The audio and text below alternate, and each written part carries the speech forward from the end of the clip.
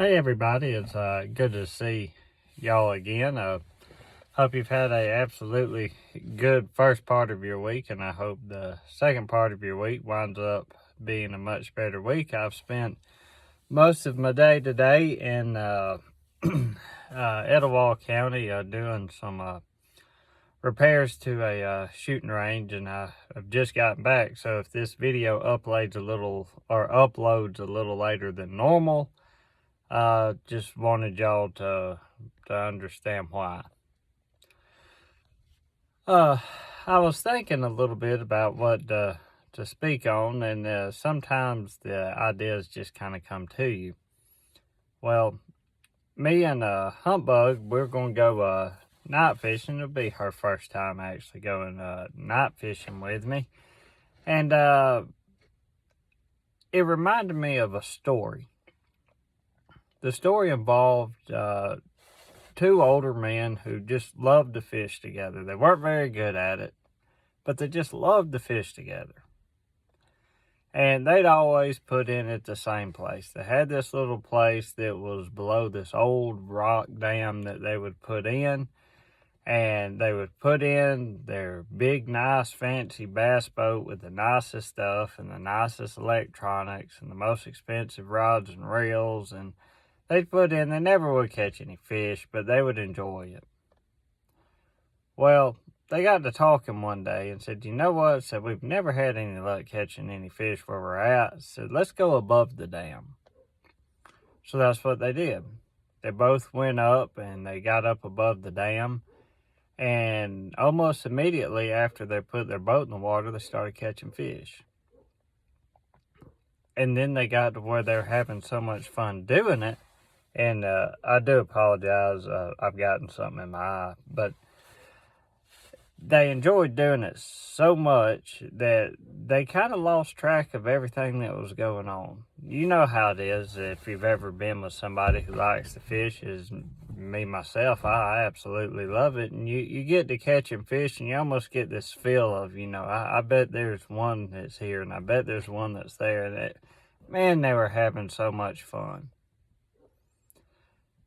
But the problem was that they had forgotten where they had put in. You see, this time they put in above the dam. And as the water was slowly speeding up, they never paid it any attention. And to the point to where they could visually see the dam and the water going over the dam. And they thought, they said, it's no worries, we got this completely under control.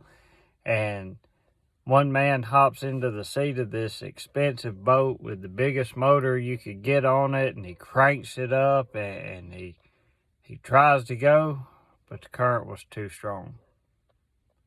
It wound up taking both men over the dam, and they lost their lives. You see, a lot of times, our life kind of goes the same way. We wind up getting caught up in things or having our mind on something completely different than God. We get our mind set on the things that aren't really the most important things. You see, while they put in and their intentions was to catch fish, which is fine, but the most important thing was to make sure you made it home. And they got caught up in everything that was going on around them, to the point that when it was time to go home, they couldn't. Well, a lot of times in our lives, we find ourselves drifting. Little by little, slowly. Just a little at a time. Further and further away from the point in which we want to go. Which, as Christians, where we want to go is to heaven. But a lot of times, by the time we realize the situation we're in, many times it can be too late. But thankfully for each and every one of us, as long as there's a breath in our body, we are able to change our path and change the way or the outcome. We do not have to go over that dam. But we are given a very stern warning. Even James says your life is but a vapor. It is here for a while and is vanisheth away. Each and every breath we take is a gift. The question is, what are we going to do with the gifts that we've been given? Are we going to find ourselves wasting time as we're enjoying ourselves and enjoying our lives? But one day, just like for those two men, you are going to get close to that dam. And one day, we might not make it. You see, as James says, your life is but a vapor.